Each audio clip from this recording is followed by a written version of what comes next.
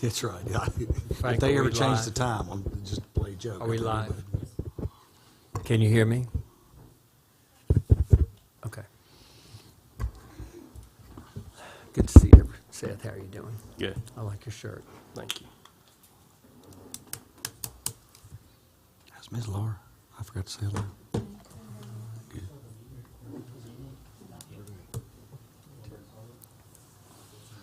In a way. You have a busy day. It's my paycheck. You get your building color straightened out over there. They're a little particular over there. I was taken to court. I went before their counsel and lost. We made the front page. Just, I saw. Pals did the same thing. Yeah, the Pals did it or not? yeah, and they make pals. So how can they make pals? Well, they don't want red or something, or what do they do? Yeah, they want muted colors. Pals glows in the dark. Hot dogs.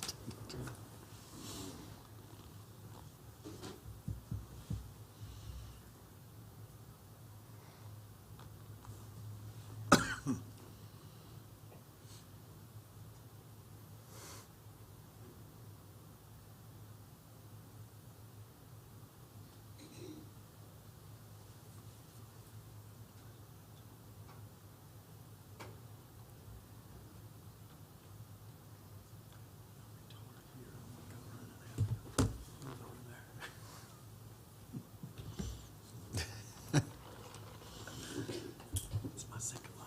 How did Mary John, or Alice, is Alice here for the battery discussion? We're waiting on Garrett. We'll go ahead and start. He should be joining us shortly. We've got, it's 6 o'clock. We'll go ahead and do that,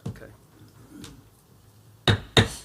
This meeting of the Richlands Town Council / workshop will come to order. Would you please rise for the invocation? Kristen is going to give it. Thank you. Dearest Heavenly Father, we come to you tonight asking for your guidance as we work together for the betterment of our town. We ask that you guide our path and help us make the best decisions for our citizens and for the town. Father, we thank you for all of the many blessings in our lives, and we ask that you be with those who are in need, who are hurting, who have problems of this world, Father, because we know that you are greater than all of those things. And we thank you again for all of the many things you've done for us and for letting us be here together tonight. Amen. Amen. I pledge allegiance to the flag of the United States of America and to the republic for which it stands, one nation, under God, indivisible, with liberty and justice for all. Thank you. Halfway through the agenda. We have before us our agenda and agenda items. There has been a request to just alter the order of the agenda, no additions or deletions. So I will entertain a motion to that effect. I'll make that motion that we move C to first position A. Okay. So Doug is suggesting to move the dispatch discussion to the first part, so it'd be like in front of A. And is there a second? I'll second that.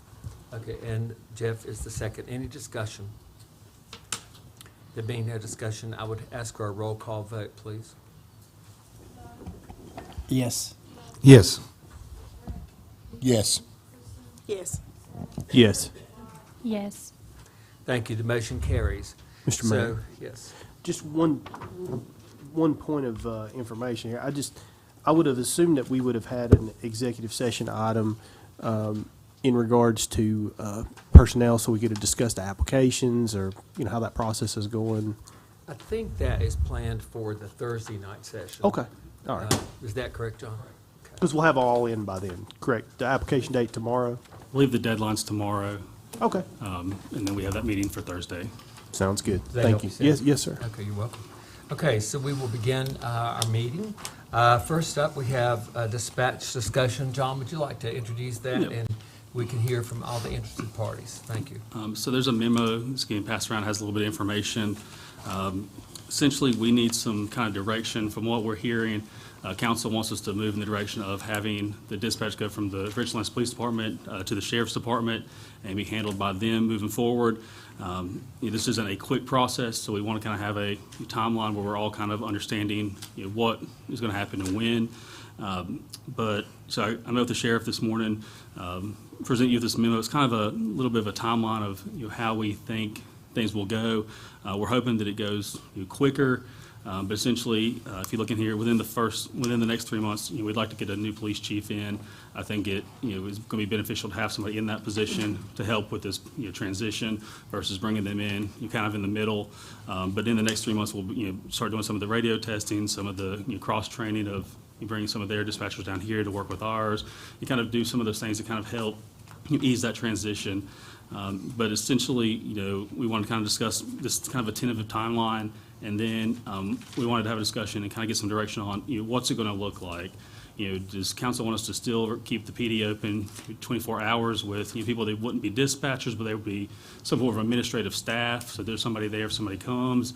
Are you more willing to do, 7 days a week, 8 hours a day, or 6 days a week, 12 hours? Just kind of, what is the direction of council if when we give dispatch to the county, do we want to keep those people there? Currently, we only have 2 full-time dispatchers, so we're burning through some overtime right now. But if we're going to continue to keep that up in 24 hours, we'll go ahead and look at hiring. Versus if we're not, we'll kind of go in that direction. But essentially, we want to have a discussion on this is kind of the timeline we're looking at, and then what does council see that it will look like down here after the transition happens. Okay, thank you, John. Anything else you want to add at this point? Okay, probably council has thoughts, questions, and I will entertain those. First, I want to welcome Sheriff Hyatt here and Mr. Blake Hankins. Thank you, Jonathan Hankins. Thank both of you very much. Sheriff Hyatt, would you like to speak on this, or would you rather wait for questions? Would you like to bring something to the table that you would like to share at this point? And thank you for coming this evening, and welcome, Mr. Hankins. Our Chief. You're very welcome. And no, I'll answer any questions that you may have. Like Mr. Daniel said, we did meet this morning and just look at some of the different options and things. And like he said, it's a process that we want to, if we move forward, that we want to make sure we're doing it right and that we're doing it for what your needs are and the way that you want them, or the way that the new police chief, whoever that may be, would want things being done. So we had a good meeting this morning, and so I'm just here for any questions or to hear from you all. Thank you. Could you give us, I'll open the floor up for discussion. Doug, would you like to ask a question? yeah, could you give us an example like Bluefield? I think they only kept someone there from, 8 to... They've got 2 people that they kept there, and they're open 6 days a week from 8 in the morning until 6 in the evening. They decided to stay open a little later in the evening for people when they get off work that may need reports and things, and then on Saturdays for people who may be out of town during the week or things like that. They decided to do 6 days a week at a little longer hours, opposed to the town of Tazewell, who does 5 days a week at just the 8 hours a day. Okay, could you discuss, they have okay, if we have no one there at night, aren't there a box or something that we could have, a pager that we could have someone at the police station in probably a minute or two, that dials straight into dispatch? Right, Could you well, discuss that? And actually, we did talk about that earlier today. None of the departments have that. Bluefield had talked about it, and I don't know what the reason is. They decided maybe that it wasn't wanted, or maybe the price. But Southwest College has just put in some boxes throughout the college, about 7 of them, that when you push the button, it connects to 911, and it's over a speaker. So the 911 dispatcher says may I help you, and then they can say if they need help or something like that. and then the 911 dispatcher, because we dispatch for Southwest Campus Police as well, they dispatch out the police to go wherever that box may be. The chief of police at Southwest College said he'd be happy to give us the company and any information we need if that's something that the town would want to look at. But if that was put in place, to me, that would be the same as someone walking in the doors and someone inside hollering. Either way, you're hollering, a dispatcher will have to holler at a police officer. Now, the time frame could be depending on what's going on in town. If you've got a drunk driver here and a domestic here, but the dispatch would go right out for that officer to go to the building. I mean, I think that's something we should look, make sure we have later, just my opinion. He said he'd give us information and all. Any idea how much each one of those cost? No, he said, and I didn't even think about asking him until we were in a meeting today. He said he would give us that information, and because I even thought that may be something good at the sheriff's office where we lock our building down in the evenings, even though dispatch is in there, that someone walks up to the door, they could call right back into dispatch and do it the same way. I mean, to enlarge on that, every one of my business, which we would have camera, I'm sure, it's not that much, because every one of my businesses, I can do it on the phone and see what's going on with the cameras and all. And that's what hopefully we envision, that we have a camera there and a box that we can take care of the people off hours. Other thoughts here that for Sheriff Hyde, or questions that you would like to ask members of council? Sheriff, just a question. Go ahead, Seth. So are you recommending at this time, just based on the memo, and I'm not privy to your conversation earlier today, but I'm assuming that once we get the new chief in there, then we can begin to put a more firm planning in about the transition timeline. And is it too early? Do you guys have any, I guess, recommendations to us now to try to stem some of the overtime, or is it just too early yet to, I guess, kind of determine that? Right, and until all of the things would be complete as far as radio testing and warrants being transferred over, until all of that's done, if you did decide not to have anybody there in the evenings, that couldn't happen until everything was completely done. So, and as far as the meantime with getting help with overtime, did you want to? Yeah, we would discuss a couple different options. One of them being contract labor with the sheriff's department. If they have somebody that could pick up an extra shift and they're willing to do that.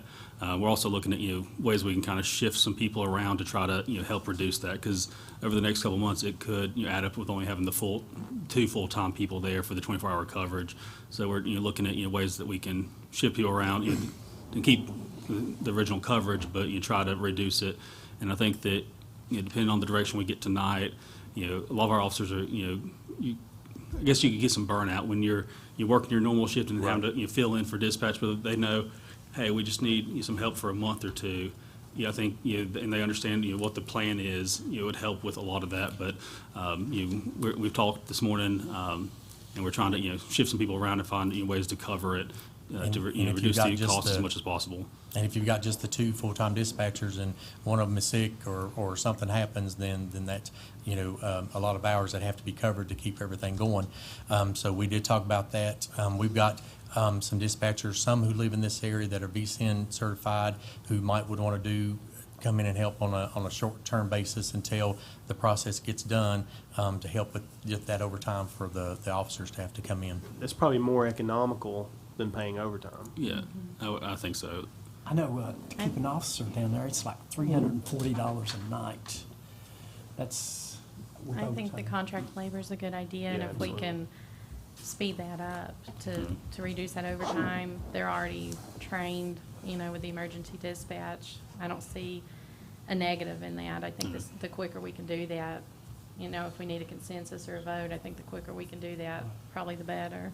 I think as long as we do it under mutual aid, that's something you can Right. kind of look into a little bit further and just. Right, and I can't say for 100% sure we can do that with a couple people, because until tonight, to see what you all wanted to do, to be able to, talk to some of them to say, who live in this area of the county, would you want to come and help out on some of your days off? So I can't say for sure that we would have it, but it's just an option that we can check and see. Please do that. May I say, let's say I'm trying to keep the discussion lively, but also tame. Doug, did you want to say something? Well, I think most, to make sure, I think you have one that lives at Dorian. There's 2 or 3 that live in the vicinity. They make a little bit more than we pay here. And, I mean, depending on the consensus of the council, I mean, if someone's filling in maybe $15 an hour instead of 12, I think ours is 12, that would ensure that they would want to take those shifts. But I don't see an incentive if you're not, if you're making $15 in Tazewell, you don't want to come down here and make 12. I And- agree with you, but I would think that. I think pay John, is the sheriff, probably can, something John whatever should- y'all yeah. do. Yeah. I wouldn't think that should be something we say out loud. Well, I'm just suggesting, Yeah, I I mean, I just want to make sure that we Right, have and people. I appreciate that's a good thought. Thank you. Okay. Also, All right. one last so, thing. Mr. Mayor. let's see. Seth? Just one last thing. Could we go ahead and begin the warrant and file transfers now? Is that something that you could, because we know we're going this direction, is that something you can go ahead and work on? The things like the doing the radio checks and working on that, and the first thing we have to do is send a request to the state police because they're over the VCN and NCIC, and we'd have to send a request to them to say that the town has agreed and we've agreed to start in this process of working out these warrants together and get their approval, and those things can start now, yes. Okay. Okay, Mr. other Daniel, members of council? Laura? Would you prefer we go ahead and make the motion to change our dispatch over, and then you and the sheriff and the new chief can? Would it be better to do that or have direction and then we have a resolution? Should we have something more formal? Do you have any thought on that, Matt? If we, Or Mike? to me, if we make a general motion to get going, to at least know that that's the direction we're going, the sheriff can probably start on his back end what he needs to at least know the direction we're moving. It doesn't mean that he's gonna be down here tomorrow, So would you switching need- anything over. Would you need anything official stating that council voted or? No, because the things like the letter to the state police and working on radio checks and all, those are things we can do in next month if something changes and you say, well, we've decided to not move forward or something, it won't hurt the process that we've done so far. That won't be any problem. Okay, Then thank you. Either All way, right, I think it makes a so difference. just to gather my thoughts about it, at this point, you're saying we don't have to have a formal recommendation or resolution, which John was trying to get to, right? Well, I just didn't know if we needed something formal you in place that, this is, you kind of, stating everything, how it would happen, but. Okay, I'm listening to both. Thank you. I appreciate that, John. Okay, other comments? Probably Members need a of council? consensus, wouldn't you, of the council to move in that direction, wouldn't you, John? It'd probably be better to have at least a vote, a formal vote. A motion? Okay. All right, any other questions for Sheriff Hyatt? I've got one. Go ahead, Rick. Is our radios compatible with y'all's, Brian? From vehicle to vehicle, they're not. But from vehicle to dispatch, yes, we can dispatch out to all the units and their portables and radios, yes. My question, that's a good question.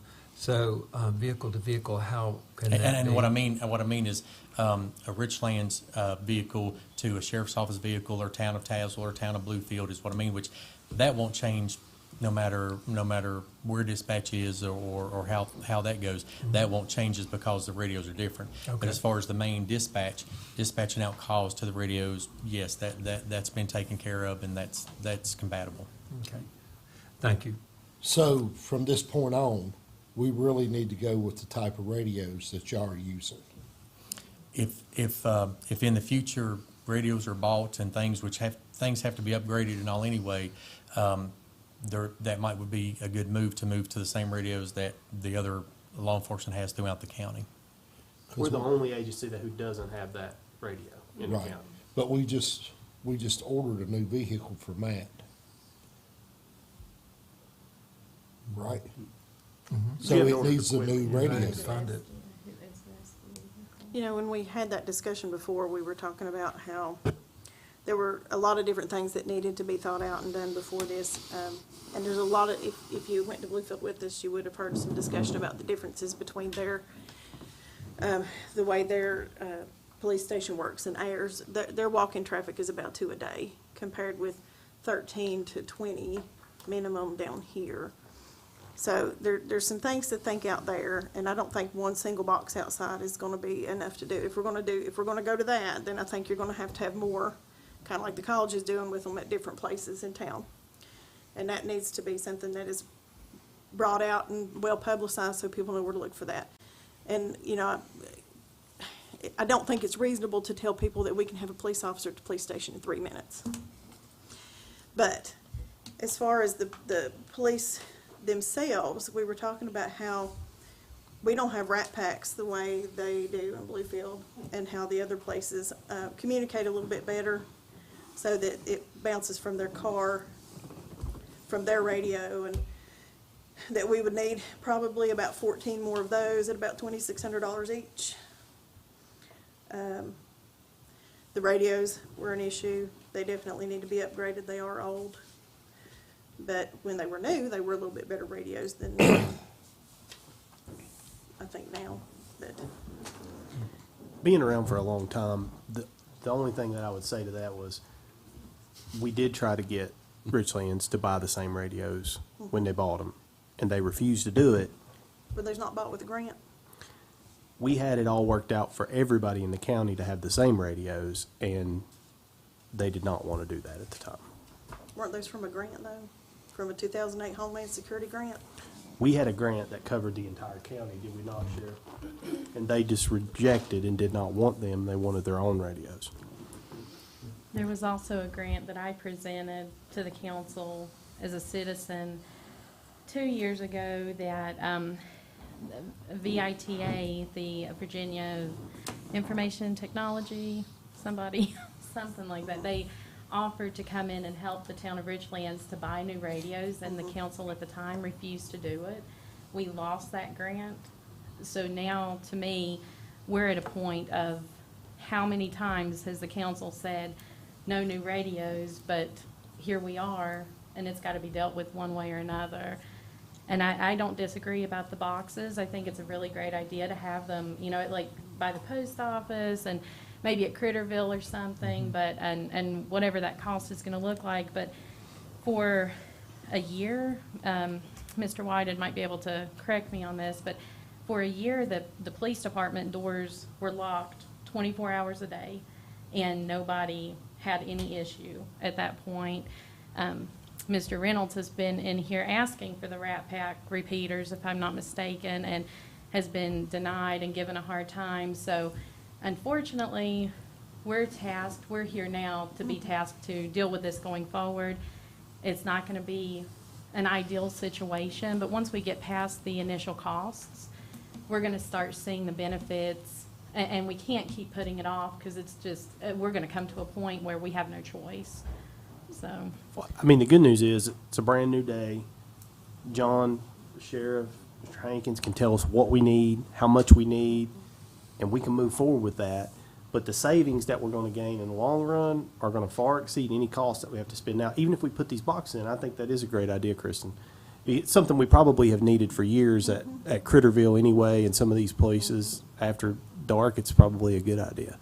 So I think we can look at all those things, and I think that we're willing to do what we need to do to get us where we need to be safer. That's the whole purpose of your police force, your fire and rescue. We want this to be the best town that we can be, the safest that we can. And so I think if you guys can work on a list for us over the next few weeks, that would be great. If you knew what we needed and we can get the pricing on it, then we can figure out, this is how we're going to pay for it, and this is what we're going to do to upgrade. I don't have any issues with that. Okay.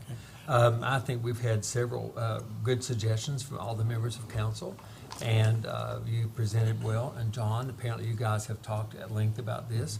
What I'm hearing is, in general, and I cannot speak for one of this council, but in general, what I'm hearing is that we are going to be moving forward with the 911. It's just a matter of how to do it. And I think the details really, we cannot micromanage the details from these chairs. I think it's not the best place to do it. I would put my faith in everyone involved directly with the transfer of 911 because I don't know about it. That doesn't mean other people don't know a lot more than I do, but I'm very hesitant to be micromanaging how this goes. So I'm hearing a consensus, and if John would like a motion, we could move forward with that to do this. But as far as details, I really believe council would be best advised to leave that to those who are directly dealing with it. Thank you. I agree, Mr. Mayor. I'll make that motion to, State it simply. Move forward with 911. yes. And one thing I would add, as you noticed, the sheriff said, nothing is going to change with the radios at this time, with dispatch. That's the key. If dispatches or 911, it's going to be the same thing. Only thing they can't do, and they can't talk from car to car. But I think there's some diodes and stuff that they're working on that can make those radios compatible. Are you aware of that? Well, in emergencies, we do have the capability in dispatch of patching radios together up there. Not something that would just be a continual all the time, but if there was a large, a car pursuit that started in Richlands, and then our officers jumped in and it went to TAS, when TAS officers, dispatch does have the capability of patching all of those channels in together so that when one talks, everyone's hearing the same thing. So they can do that during large emergencies like that. Okay. I wanna Thank make- you very much, gentlemen. Thank you, Okay. Doug, and thank you, Sheriff. So if I've got it clearly, Becca, make sure I get this motion correct. I'm quoting Doug. He's making a motion for the town to move forward with the transfer to 911. I'll Is second that that correct? motion. And there's a second. Doug makes the motion, and Laura seconds it. Is there any further discussion on this motion from any member of council? Okay, hearing no discussion, I would ask for a roll call vote, please. Doug, Yes. Jeff, Yes. Rick, Yes.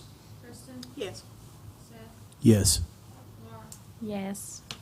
Thank you very much. Motion carries. It's unanimous. Thank you, Sheriff Hite. We appreciate your Could I time. say just one more thing? Absolutely. I did tell Mr. Daniel earlier today that as the things we progress in, we'll certainly be reporting back to him and letting him know this is what we've got accomplished this month or this month, so that he sees, where we are and what's going on.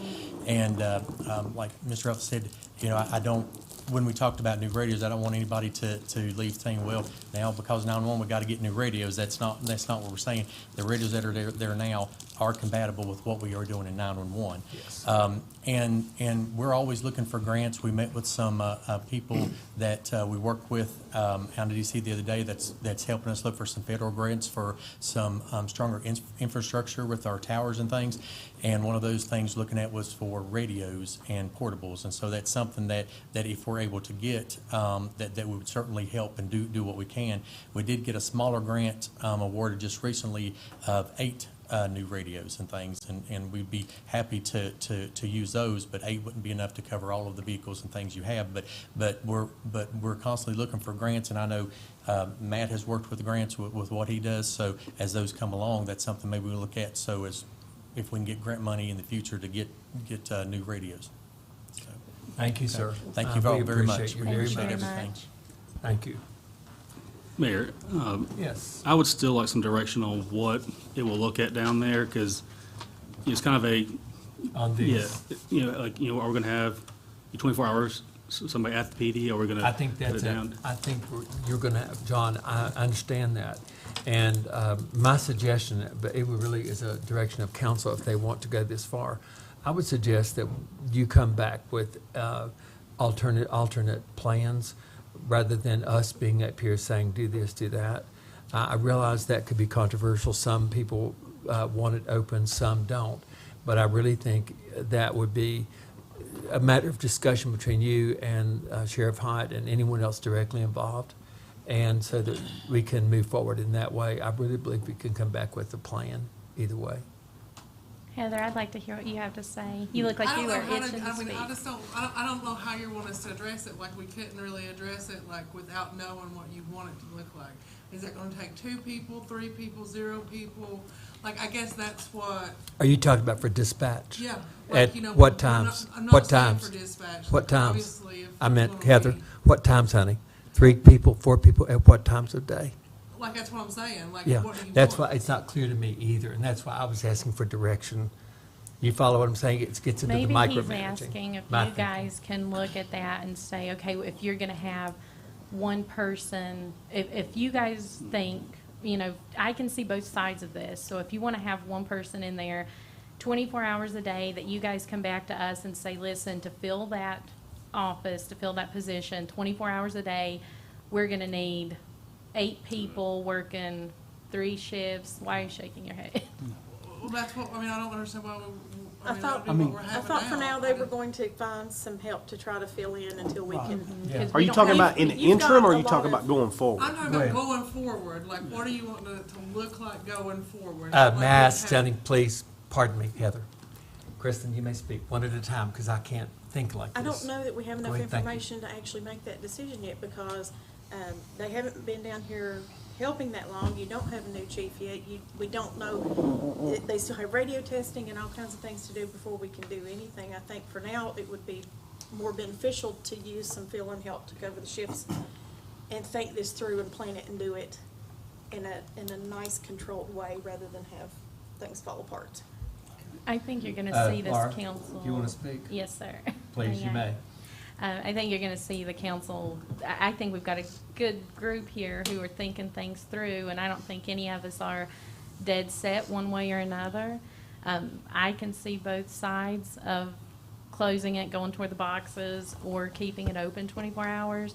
So for me personally, if you guys could come back maybe at the next meeting and say, this is what it's gonna take to staff it 24 hours, this is how many people we're gonna need, part-time, full-time, this is the estimated cost, and then also come back and say, and if we cut that in half, and we're only gonna be open till 6 or 7 o'clock, then we're able to look at it and say, do we wanna, is it beneficial for us financially, and just weigh those options, because you guys are the ones that we're looking at for staffing resources. Heather, they've expressed it much better than I could.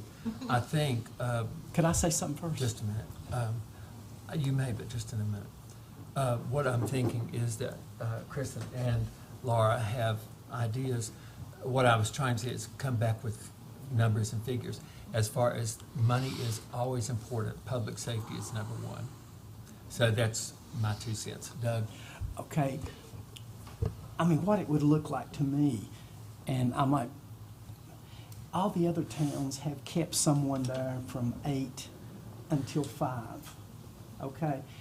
If you kept it staffed 24 hours a day, there would be no reason to even go to 911. To me, that's ridiculous, okay?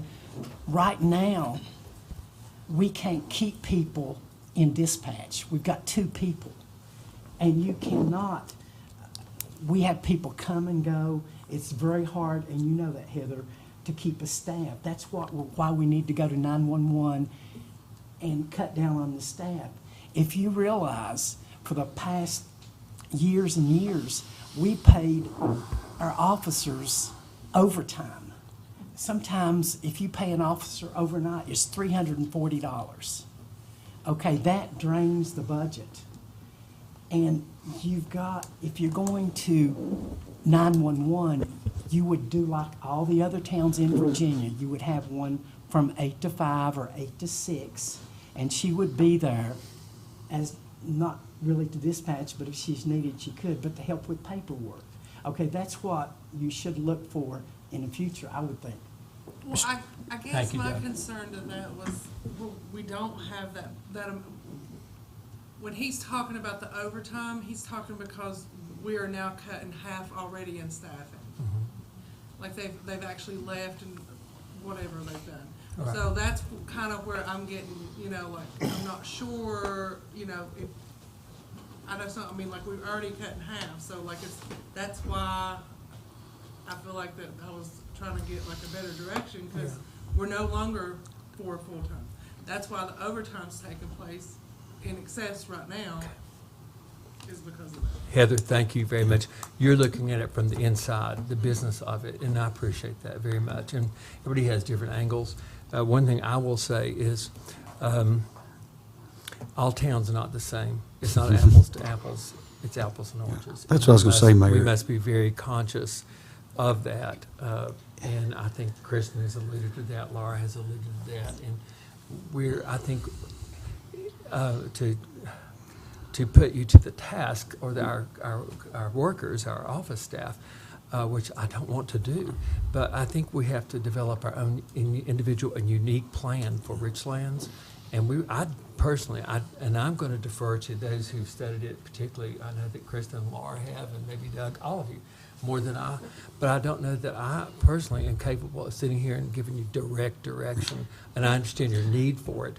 But I think this is where it's going to take some ingenuity and creativity to see, here are scenarios. That's what I'm thinking. Jeff? Yes, well, I just listened to everybody's discussion because I think it's a great discussion. But to me, I think this is the discussion we need to have with the new chief. Because, we're going to have a new person in there, okay? And I think this person probably needs to see the ins and outs of the department before, and they may have some suggestions that we haven't thought of, and this may be something that we need to talk with them about. And At the very least, I think you know, that's, we're sort of getting Chief should provide some the input buggy in front of the on horse. that as well before things start changing like that. Yeah, like I said, that's just my 2 cents worth because, No, I agree. the new chief may have better ideas than what we have. I mean, we Sure. we Novel need to look at the money. Well, and I yeah, agree and with saying, Doug hey, on why that. don't we do this? Why don't we do that? We should be doing this. We should be doing, yeah, it makes sense, okay? That's, because I don't know anything. I am so pleased. You see what happens when you get all these heads together. We come forth with more ideas than you can shake out of a basket. And we're But there you also have it. sitting on two very great resources right here, Sheriff Height and Captain Hankins, who deal with the other towns. Would you guys be able to help provide, scenarios, situations of, We can, we can give you what you'd be looking at personnel-wise to keep the doors open 24 hours a day to help people that come in, and then a scenario only having certain hours and what personnel you would need in, that especially that might repeat what personnel you still have left. I think that's a good resource to lean on, Mr. Mr. Mayor. Like we said, until we get to that, Just a minute, a please. decision would have to be made, a new chief should well be in place before we get to that point of saying it's ready to make that decision when everything's fully integrated. Thank you, Sheriff Height. Seth? Yeah, just to give Heather some direction, what I would say, Heather, is that right now, the interim, let the sheriff reach out, try to find some people to fill in to stop this overtime and to fill this gap until then. But I agree with Jeff. I think the new chief needs to be a part of that conversation.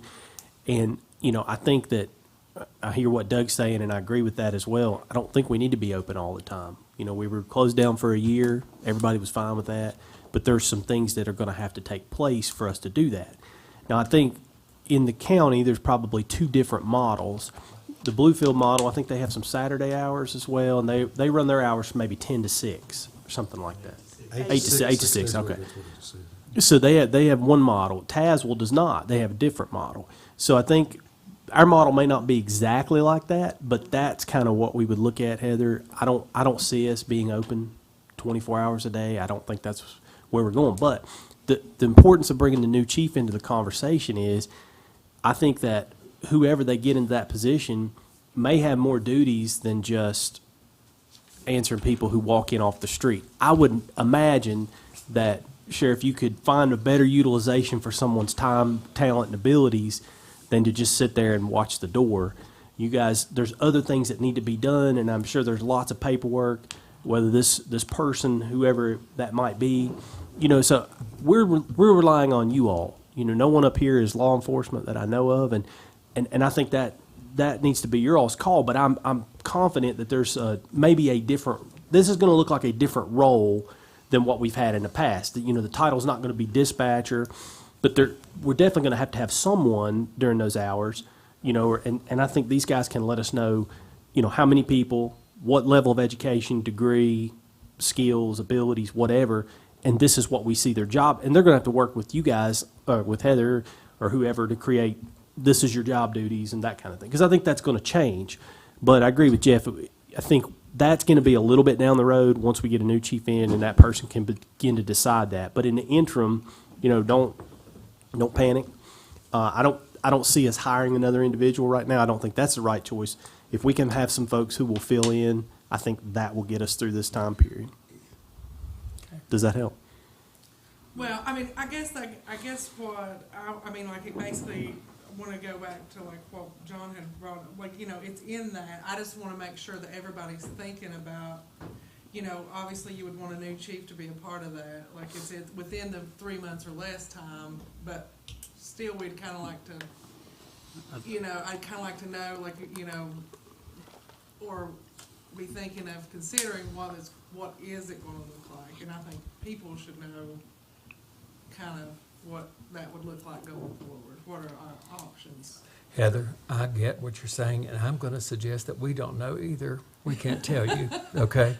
The truth be known, we're all saying, do this, do that, because we don't know either. It's the unknown. That's why I'm suggesting it will take some creativity on everybody's part, creating a new thing for us. And I think a lot of our concerns, Hopefully when that we helps. started looking at the cost of the overtime, you know, and, you know, if we had to come to present those numbers to, you know, this board, you know, they're not looking good. So, you know, that's kind of our biggest concern. You know, the longer it takes, the more overtime we have to pay out. And that's, I think when we start looking at some of those numbers today, it kind of, you get your attention real quick. So, as long as council understands there's going to be more overtime, the longer we wait to make a decision.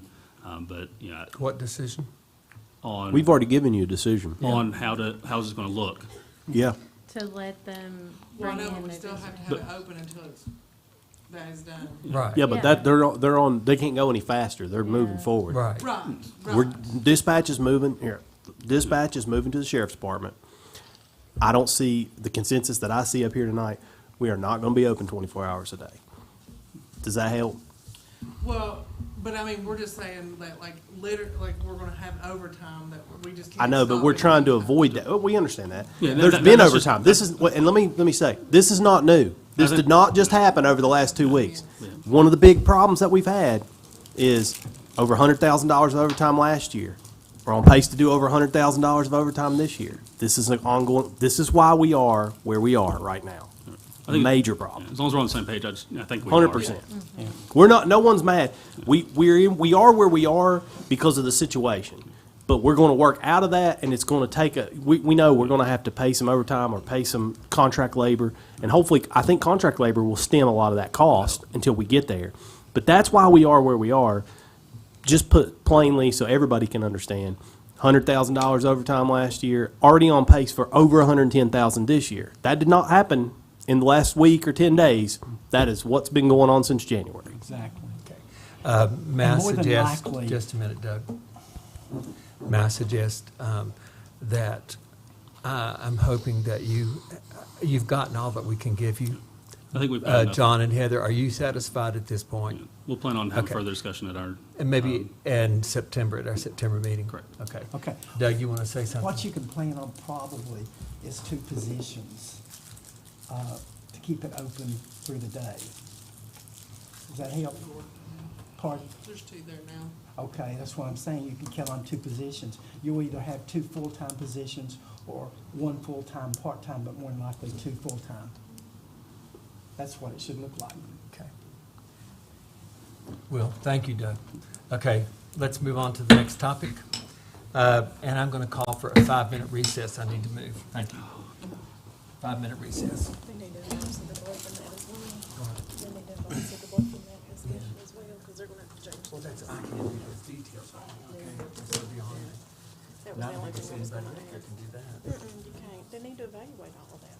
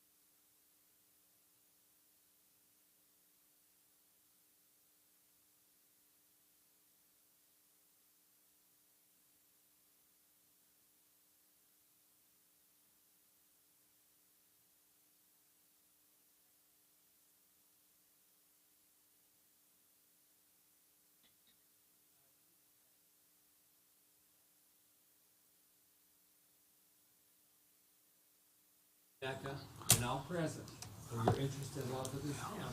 Next, we have electric battery storage discussion, and we have Alice Wolf and Garrett Cole here tonight. Garrett, Alice, thank you. We're sorry for the delay. We moved the agenda around. We're really not saving the best for last. You're the white of the Oreo. Thank you, ma'am. Excellent. Do you like that? Can you hear me okay, Mayor? Yes, we can. We can. Excellent, great. Thank you so much for having us here tonight. Appreciate that you're moving them around. Understand you want to accommodate your folks who are there and sourcing, so we appreciate that. Appreciate the chance to be here with you tonight to talk more about this battery project.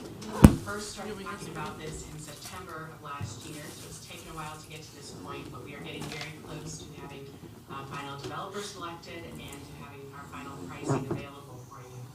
I wanted to talk just a little bit about Blue Ridge. It is a membership association with 9 communities, and each one of those is an electric distribution utility, just like Richlands is. So each community has the responsibility to serve retail customers. The agency is funded entirely by member dues. We don't earn any revenue on your power supply, and we wouldn't be affected if you choose not to participate in this project. Tonight is a perfect example of the types of projects that Blue Ridge was founded for, the reason that the members created the agency. It's to get economies of scale in buying power and in negotiating contracts. And for anyone listening who might be new to the term economies of scale, it just means that you get, when you buy more at once, you get a better per unit price. So same thing that you're seeing if you go to the grocery store and you're in the cereal aisle, you look at the different sizes of the cereal boxes, the larger ones have a better price on a per unit basis. If all of the Blue Ridge members who are interested in this project, if they all move forward at the same time, Richlands project would be about 1/12 of the total. So we think that's a really nice benefit for a small community like Richlands to be able to participate in this larger project with the other communities. I would note we're proposing to follow the same structure that Blue Ridge members have used in the past. So that is, the final contract would be direct between Richlands and the battery developer. I'm familiar with the town's power supply contracts. I help negotiate and administer them, but I'm not actually party to the contracts. Blue Ridge doesn't sign on to them. So the number one reason we started this project last year is the AEP transmission rates. And AEP, the transmission refers to those high voltage lines, those towers that you see when you're driving along the highway there. All of the Blue Ridge members are transmission dependent utilities, so that means that no one has enough generation in town to serve all of their retail customers. So we need a strong transmission system. The challenge we're having here is that the AEP transmission rate has gone up so dramatically in the last 10 years. It's actually quadrupled. It's now about 25% of the town's wholesale electric bill. So we're really looking for some way to provide some cost control and help keep your rates under control. And I want to be very clear that this is a big picture issue. It began before the pandemic. Really, we started to see the rates rise in earnest in about 2014 or so. So this has been going on before the pandemic. It's not related to the supply chain shortages. It's not related to the inflation that we're seeing nowadays. It's been going on for a while, and unfortunately, we think it's going to continue. I also want to be clear that everyone in Richlands pays these transmission rates. So I understand the town's residents, part of them are served by APCO, and part of them are served by the town's electric system. Everyone is paying these transmission rates. This project is for the town's electric system. Unfortunately, there's just not a lot of easy ways to lower the transmission rates or lower those transmission costs. So using a battery to lower the town's peak is going to be one of the best ways to do that. So Garrett and I both zoomed into your July council meeting. So just a little preview of what's different from that last meeting. Cost benefit numbers you'll see tonight are better than what was presented in July. And one of the main reasons for that is the Inflation Reduction Act that was passed by Congress and signed by President Biden just last week. So it moved very quickly. This act included a standalone tax credit for batteries. So that's made a difference in these numbers. And then Garrett will talk a little bit more about some other opportunities the developers are bringing to us. So at this point, I'll turn the presentation over to Garrett. I look forward to hearing your thoughts and your questions. Thank you. Thank you, Alice. Okay, good evening, everyone, and thank you, Alice. Good to be talking with each of you again, and for those that are new, good to be meeting you virtually. We want to share some information here, and I'm going to pull it up now on the PowerPoint that I have locally. Is that visible for everyone? Yes. Yes, we can see it, Garrett. Okay, great. So I want to share just a few slides to go over where we are. I think since our last discussion in July, this is a positive note for how costs have moved, as Alex just stated. And we want to get into that a little bit. Just as a reminder of several repeat slides from July, just to be sure everyone's seeing the same thing. We have a substation point of interconnection where the battery storage utility size batteries will be located. We call that behind the meter or on the distribution side of the substation, so not connected to the transmission grid, but on your distribution system. And we're looking at a size of 2 megawatts that lasts for 2 hours in duration. So batteries are limited in how long they can produce, have to charge back up to inject. So we're looking at this size project, 2 megawatt, 2 hour system. The term of our interest would be for 15 years by contract. And we would have an anticipated commission or commercial operation date, as shown here, of the summer of 2024. This is consistent with the others in the project. We're all looking at consistent timelines. While Richlands is looking at a slightly smaller size compared to others, they're participating in the global economy across the entire Blue Ridge Group, which is a valuable opportunity. As Alice talked about just previously, this is again a chart of our transmission rate. I feel like we've talked through this a number of times together over the past couple of years for those that have been on council.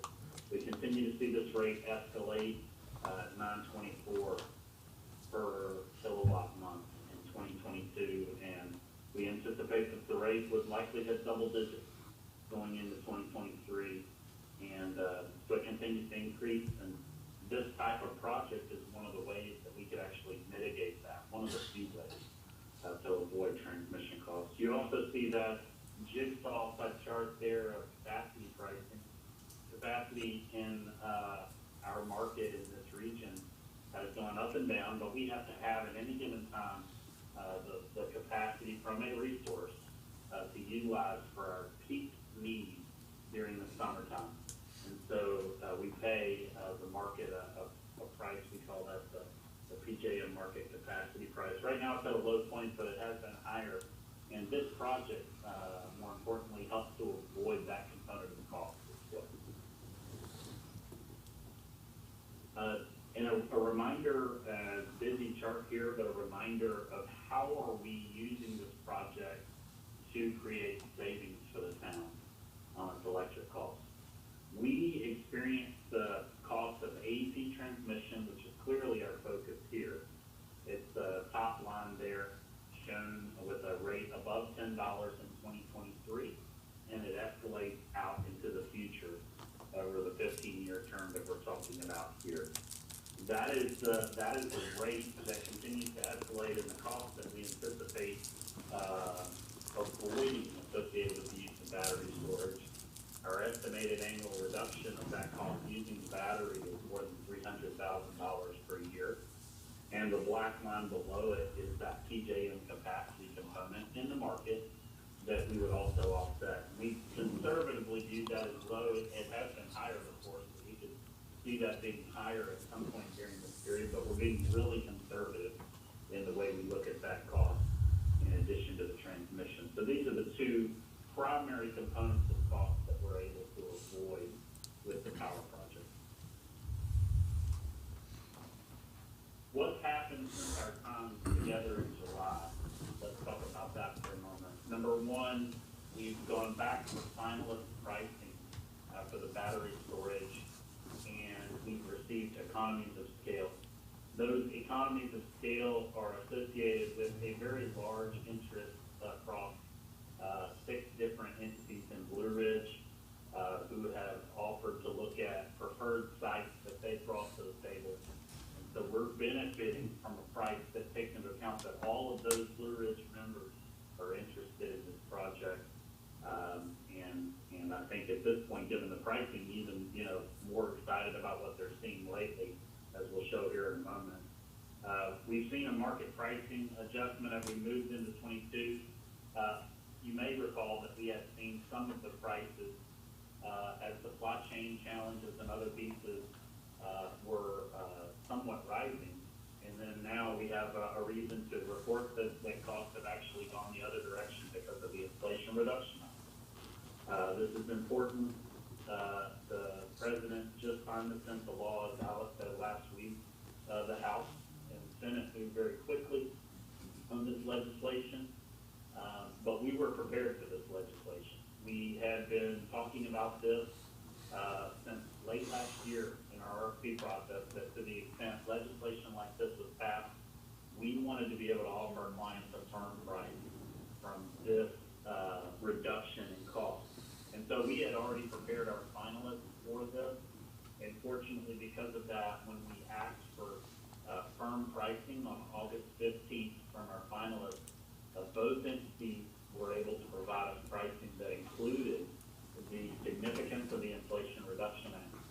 I also want to bring something out here. That percentage was not available to storage as a standalone product before this point. If you are familiar with the investment tax credit that's been available for renewable projects, it's been available for solar or solar with storage, but not storage as a standalone resource, which is what we're talking about here.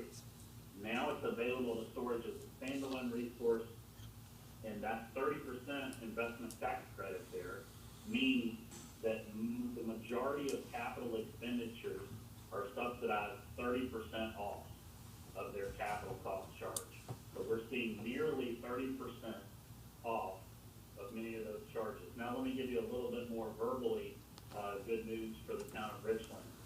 There are some domestic content provisions in this legislation that enable additional investment tax credit percentage credit for various reasons. One of those reasons is if you're in close proximity to a coal plant that has been retired, and that is for the purpose in the legislation, I understand, of allowing for additional economies to come into areas where coal plants were otherwise retired. You all are in a region where that has taken place. And so for that, both of our finalists have acknowledged that there's an additional 10% of investment tax credit available to the town of Richlands that isn't available, mind you, to any other Blue Ridge member in this project. And so I think that's a pretty significant thing for the town.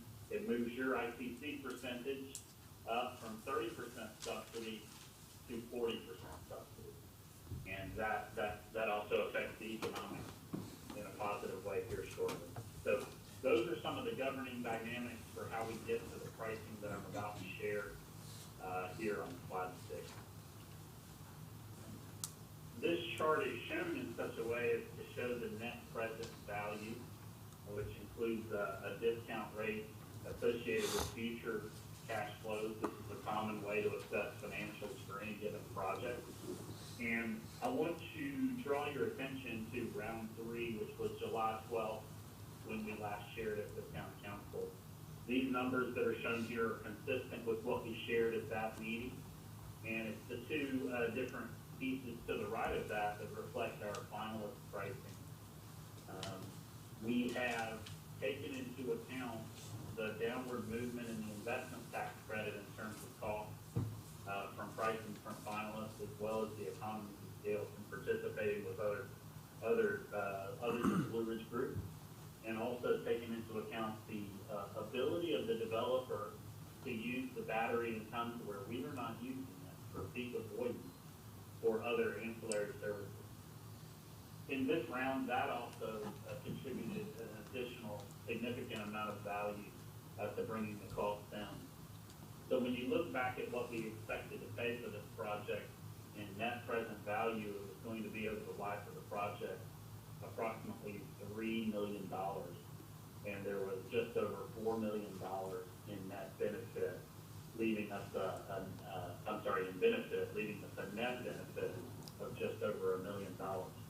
You can see in the two proposals to its right, it gets better and then it gets better again. We got the pricing was reduced for the investment tax credit in the middle chart, which showed us moving to an investment of just under $2.4 million, which obviously with the benefit not changing, moves our net benefit up to $1 3/4 million. And then on the far right-hand side chart, we got an even greater value associated with allowing development to use ancillary services. And we're feeling that that's an opportunity that we can also consider.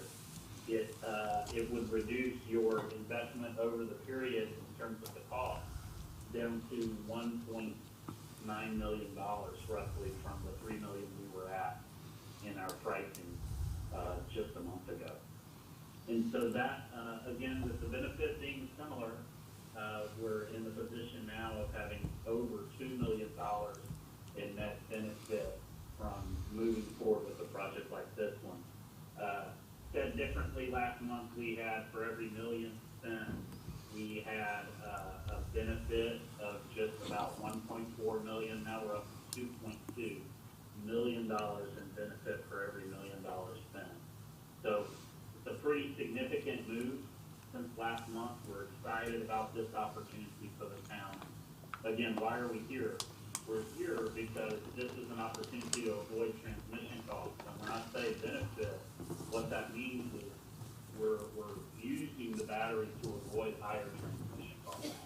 And so just to kind of keep it plain, that's the key focus of what these numbers are expressing back to us is a pretty significant net benefit associated with moving ahead for battery storage alongside your Blue Ridge colleagues and members. So these are the economics on the right-hand side of what we would intend to move forward with as we move into negotiations. And let me cover that before we cover any questions. Our conclusions are that the economics are favorable and provide a significant net benefit. They have improved significantly. We felt it was in great shape when we talked to you in July, and here we are talking to you again. We've seen this passage of the Inflation Reduction Act, and moreover, this opportunity for Richlands to take advantage of an even additional 10% provision. That works to your favor. Our plan is to negotiate these final agreements through the next month as we approach the end of September. And the goal would be to follow up with you all next month with a recommendation on the finalist, and again, affirming the price for that finalist. We can also provide information at that time on how the negotiation of the agreement has looked, so that you can get a good, strong sense of what is in that agreement, what are the key provisions, and how have we protected the town's interest. I think in a time period where we speak about other things that are happening in the electric market that have increased costs or caused additional costs, we're excited to have a piece of information here, news now where there is actually cost relief that's available to us associated with this change in the pricing. It's something that I think we can all be happy about. And I hope as you consider that, you'll consider the value that this additional discounts have offered in the way of the opportunity to move down on customer costs from transmission, which is all something that we could support. So happy to receive your questions. This is an update. We do look forward to coming back next month to talk, which is the time at which we'll be seeking approval of the agreement from this council with the intention of being done with that by the end of September. So wanted to get you updated data today on how the project is looking from a pro forma standpoint, and certainly answer any questions in advance of bringing back to you final agreements next month that you can understand in greater detail. Any questions tonight, and happy to answer those. Garrett, thank you very much. This is Rod Curry. Thank you. We appreciate your presence tonight, as well as yours, Alice. And I will open this to council for any questions they might have. I will say it sounds a little more encouraging. Thank you. Questions, council? I'm waiting. I'll have one. Since you asked Councilman me. Ratliff has a question. Go ahead. It has nothing to do with the savings or anything, but on your peaks, we've got a 2-hour peak. How the majority of the peaks, can the 2 hours offset most peaks, like in the summertime? Yeah, that's a great question. Thanks for asking that one. We have a probability or success rate, as we call it, for hitting the peak. And the peak, the success rate is in the mid 80% range. We're around 85% for success rate for hitting peak. You can marginally improve that rate by having a longer duration, but you pay a lot more in cost to get a longer duration than the improvement in the success rate.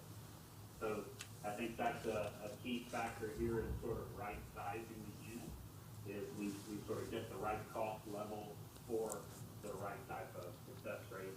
I will say that we also have the flexibility to run the unit at less than its full capacity if we need it to gain additional duration in the future. But that has proved to be, as we analyze the historical data, 2 hour has been enough to consider winter transmission peaks easily, summer peaks as well, and also to cover our PJM peaks in addition to that. So we see a pretty high success rate in doing that, and feel strong about the 2 hour working in our favor. Thank you, Garrett. Doug, does that help? Yeah. Okay. Any other questions for Garrett, members of council?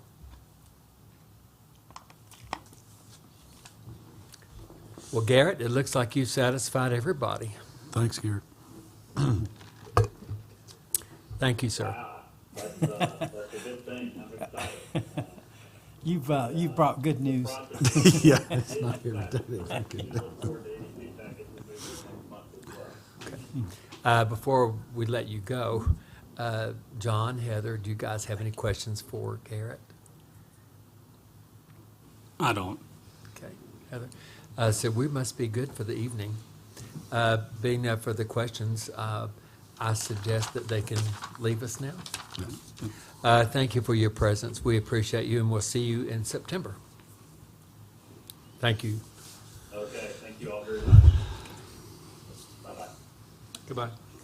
John, on the agenda, it says executive closed session pursuant to Virginia Code. Do we need to go into contract negotiations? No, at we this will time? not. It was potentially part of their discussion, depending on what they wanted to present, but they were able to present in a way where there was nothing that would harm our negotiations, so we Okay. didn't need to go into closed session. Okay, I appreciate that. They're presenting next month, right? Is They that will what- be back Yeah, with we the Understand. final Okay. agreement to. Okay.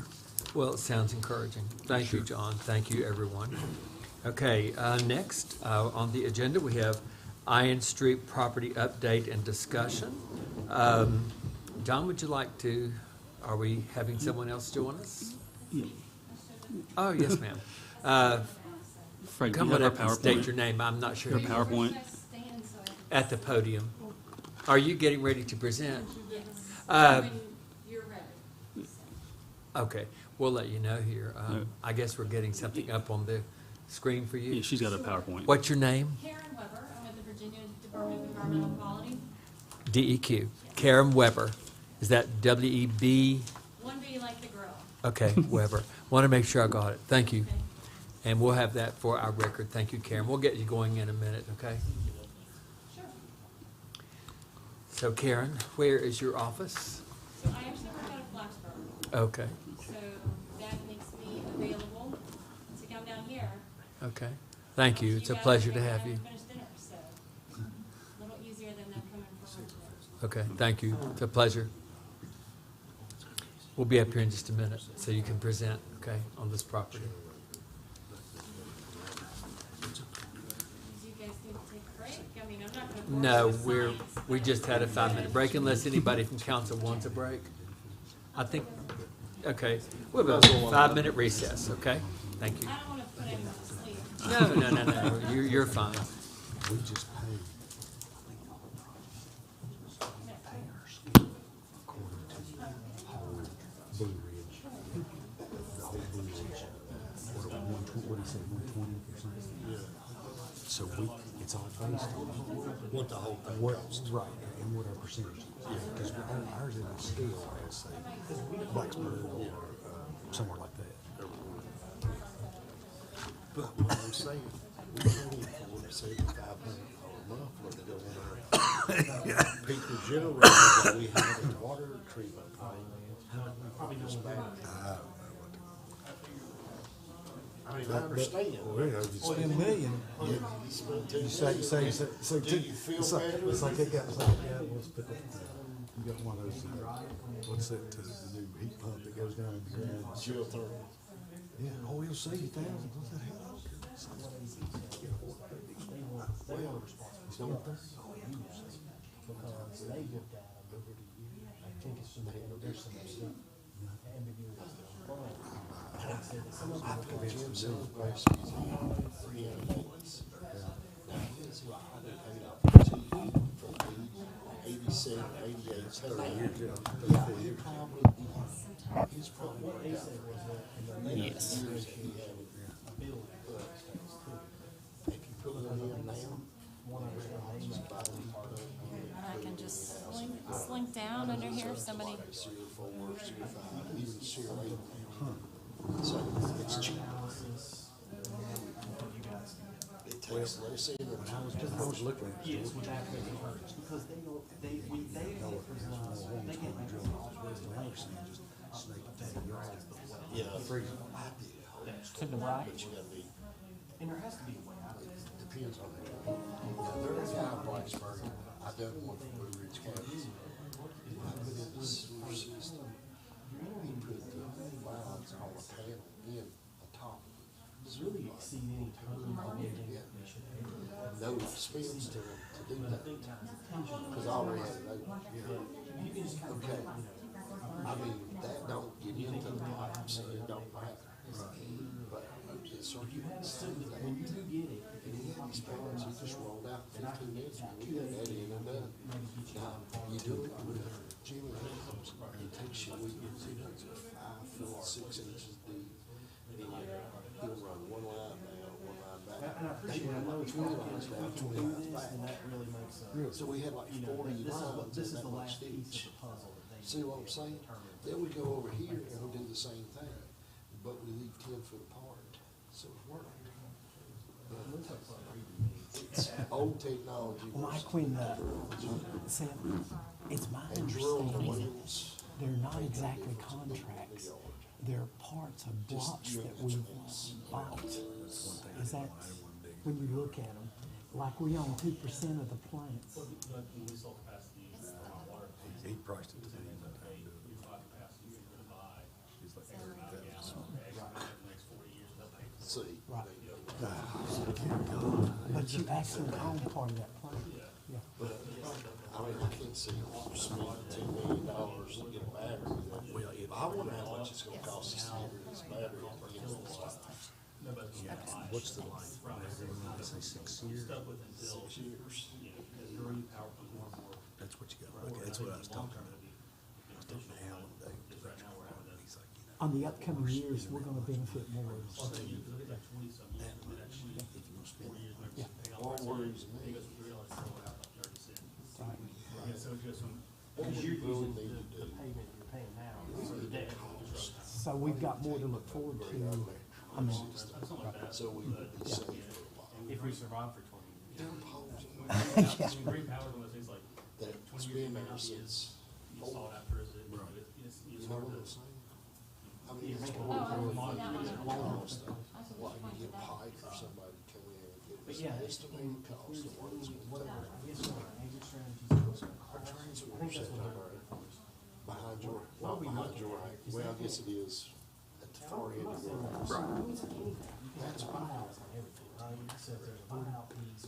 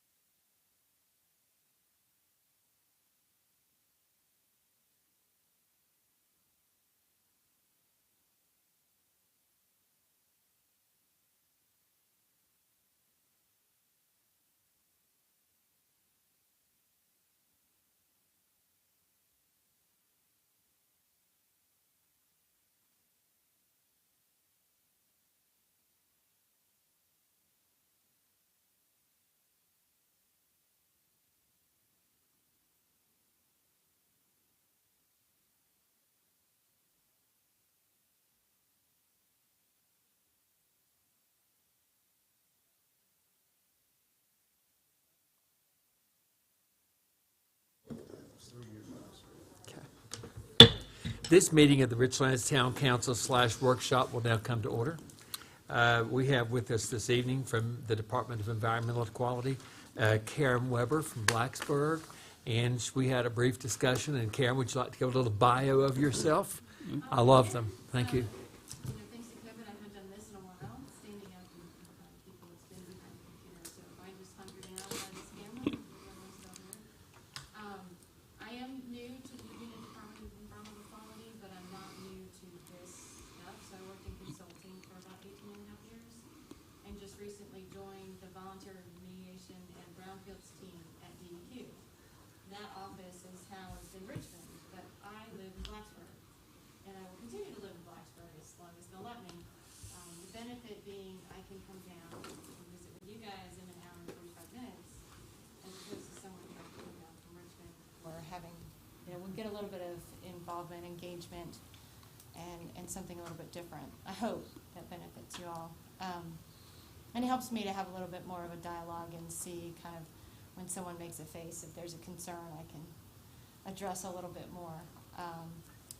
So that's my background. I'm a geologist, so I have a professional geologist license. I've done this kind of work for years and years and years.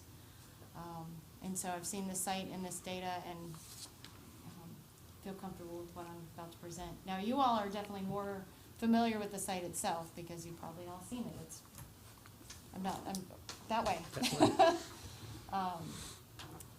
So you have that benefit, and so if there are specific questions and there's something on the site that I may not have seen, then hopefully I can still help answer questions. All right. Does that help? Okay. Yeah, essentially, this is a piece of property we've talked about, I think, 14 to 20 years. They've been working on this. Something we talked about several months ago. It kind of got put on the back burner with some other things that came up that took priority. There's been a little bit more movement from the current property owner. So with the transition and new members of council coming on that weren't here when we had those discussions before, I wanted to have somebody come in from DEQ, kind of give an overview of the property, what the issues were, how it's been addressed, and kind of what the potential is for future steps if it's a piece of property that we'd choose to take on and potentially try to get something developed there. So that's kind of what I asked to be presented, just a general overview, and then allow you all to ask any questions about the property before a decision is made on how the town would like to move forward or not at this time. Okay. And what I Okay. can't Thank do you, is John. tell Go ahead, you Ms. yes Weber. or no, you should buy it or you shouldn't buy it, because I can't speak to your risk tolerance.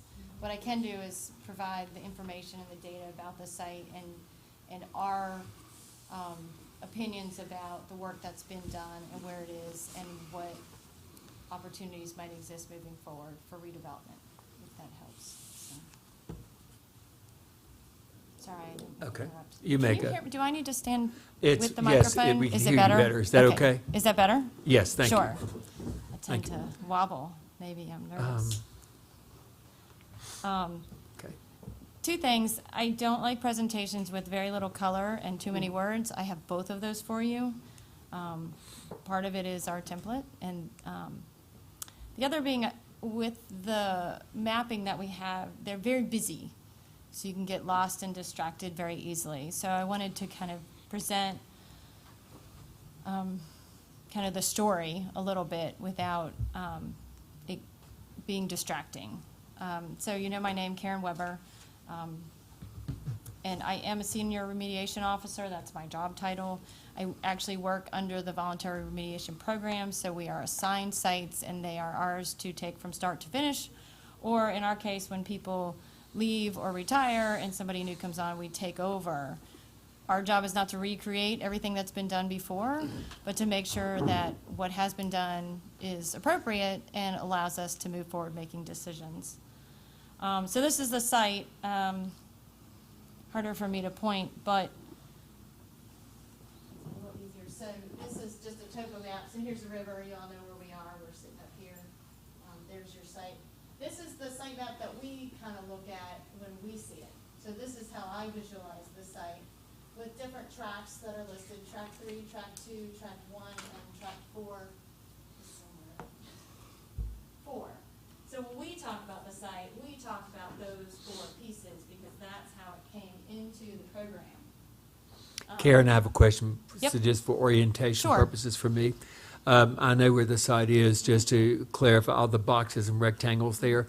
There are some houses, residential houses mixed over there. Is that Jewel Street right there? Right, all these, This is yes, Street and this is Iron, Iron Street right there, and here's the river down here, okay. and so. Those are townhouses and residential Townhouses, and there's some individual homes. standalone dwellings, and then I think this is the motor, is there an automobile? Something. here? And the concrete plant is across the street, This? No. This Right one? there. Yes, this one. right there. Okay. Yes. If that helps you orient. Is that a structure on one of the lots? These? That, yeah, Yes. that's part of the site too? It's part of the site, but they are not part of theirs. So What I think now? There's some, I think there are some buildings, some sheds that have been, constructed on part of this property because it becomes someone's backyard, if you know what I mean. Right, So- yes. So that's something that the owner will be working, however that gets played out. With the town? It would need to be Potentially. resolved if you all took ownership of the Okay, property. I'm just trying to think what we might be getting into. Yeah, Keep it's a little going. bit beyond the VRP, but it is something that would need to be addressed. Right, In some okay. way. So oddly, there's a little piece here, this number 87 is a little finger, that does not belong to this property. But all of this and this does. But that little finger, it's the lighter gray, belongs to a private property owner? Yes, this house right here. Okay. And it's my understanding they live out of town. so- I know all the people there, just trying to understand the map. Yep, so there are some quirks. Now, for the most part, and I'm trying to talk as loud as I can, there's a little swale here, drainage area, so the bulk of the operations were all top side of that. Mm-hmm. But the boundary that is the property, and that's part of our voluntary remediation program, is all outlined in red, includes those two sheds that would need to be addressed. But Okay. not really an environmental concern. Looks like the railroad has some of their stuff on part of it. The railroad probably does have some things that are staged. That has always been also written in some of the reports that there's some railroad storage that has been Mhm. observed. But that is also typical of a lot of these sites that we see where long-term railroad, there might be a spur and things just, the lines get blurred as things get moved around. Certainly, I don't know when the last time the site was formally surveyed, by a land surveyor. That would be worthwhile if it hasn't been done in a while. But certainly if there was a property transfer transaction, that would be part of it. Does that help orient the site? It does, thank you Okay. very much.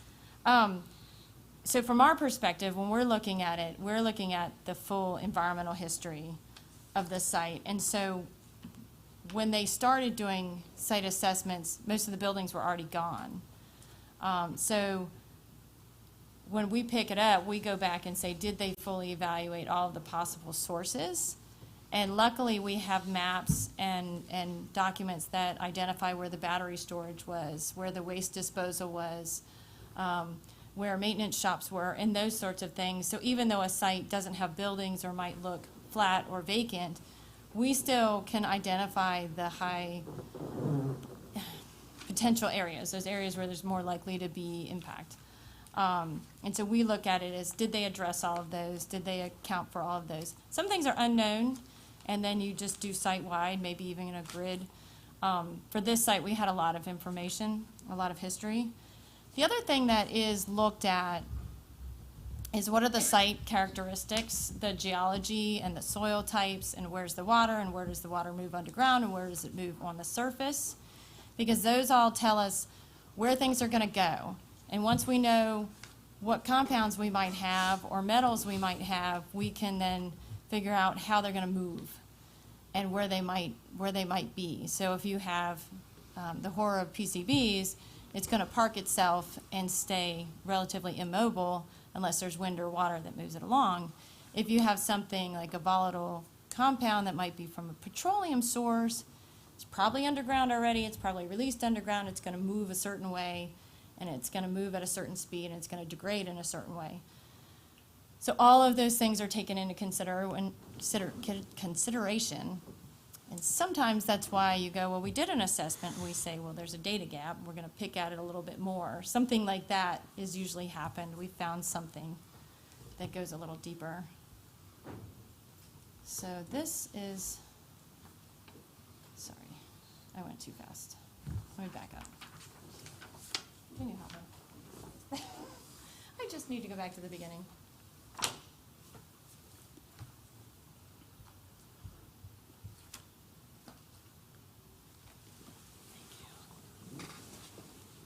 thought I was looking at my notes.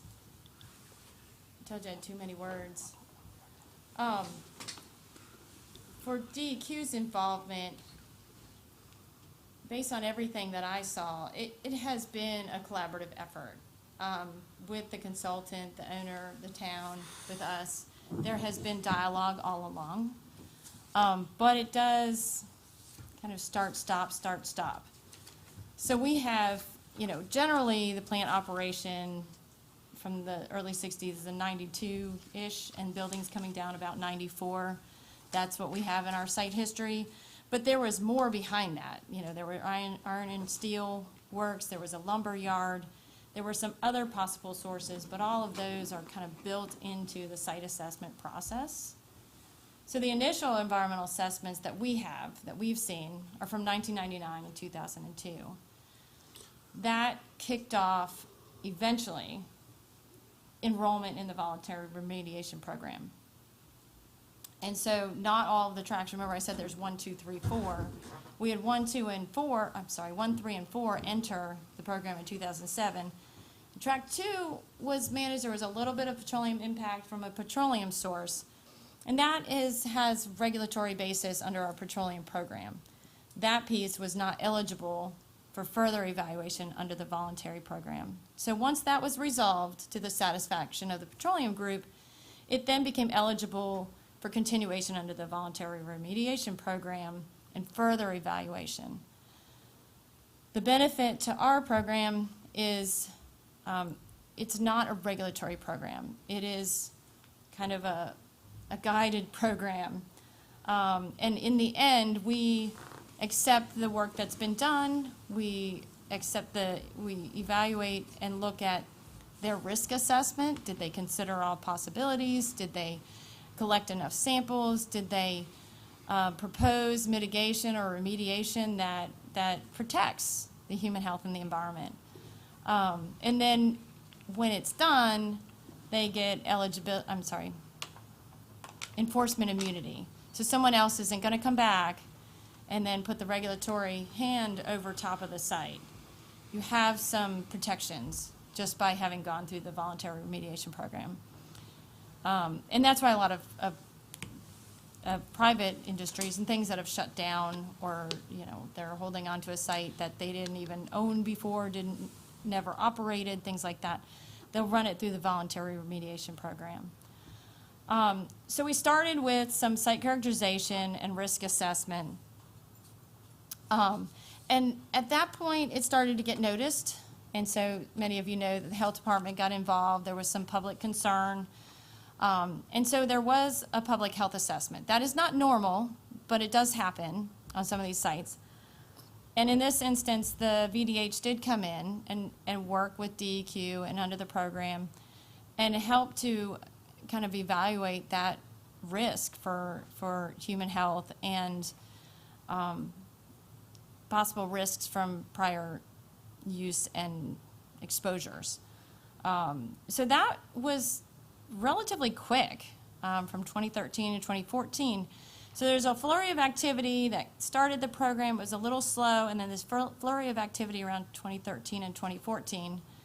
And then it stopped a little bit again, picked back up in 2017.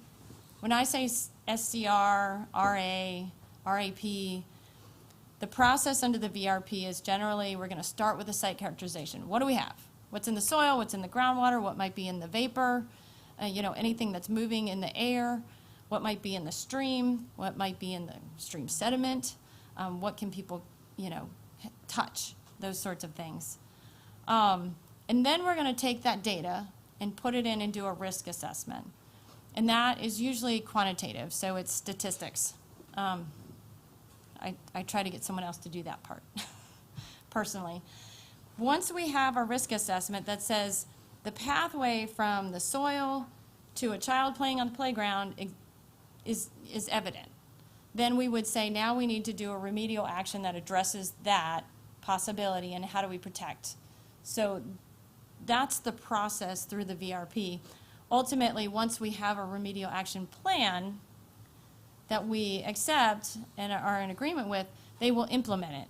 Once it's implemented, completed, then we will issue a certification of satisfactory completion of remedial actions. And at that point, it is done with the VRP and moves on to the next step. So we'll get there.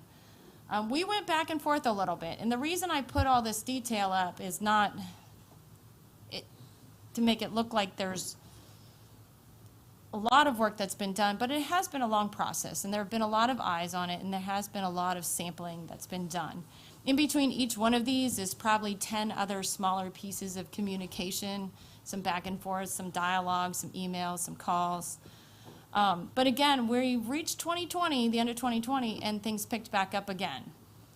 So now the ball is rolling again. I think you have an owner who's motivated to get through this and get it finished, and they are very close to getting it finished.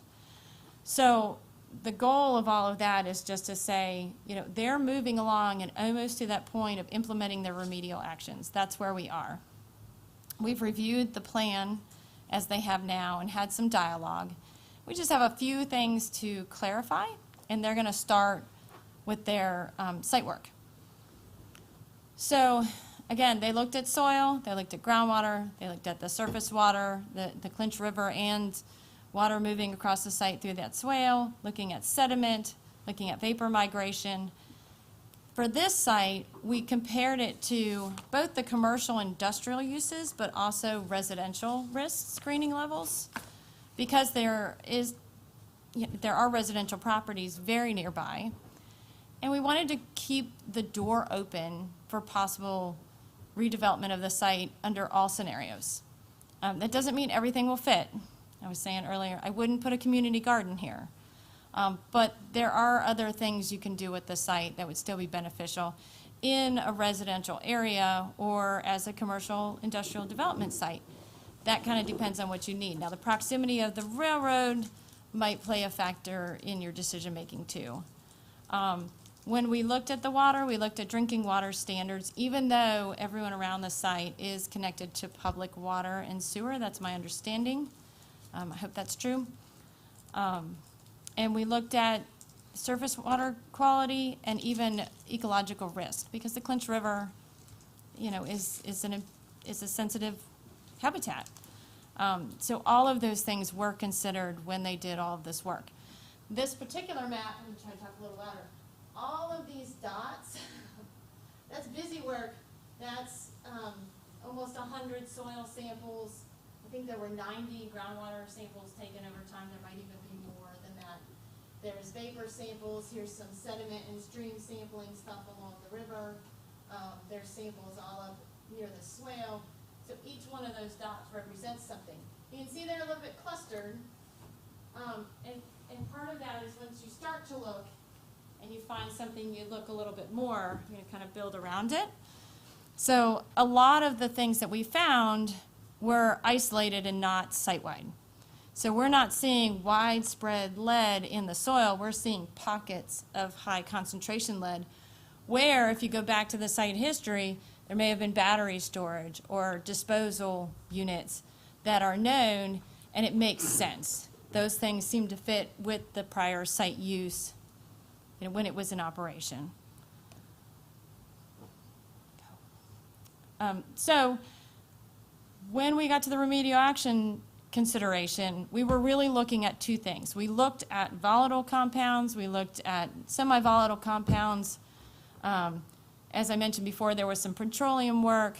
So we're looking at things that are petroleum-based, things that are solvent-based, all sorts of operation chemicals that may have been stored or used or generated on site. But we also looked at heavy metals. And the two things that stood out as still being present are some volatile organic compounds in the groundwater and lead impacts in soil. Both of those, as I mentioned, are isolated. So we're not seeing volatile VOCs, I'm just going to say VOCs, in all the wells, but we are seeing them in some wells. And we're not seeing lead across the site, but we are seeing it in some areas. And so,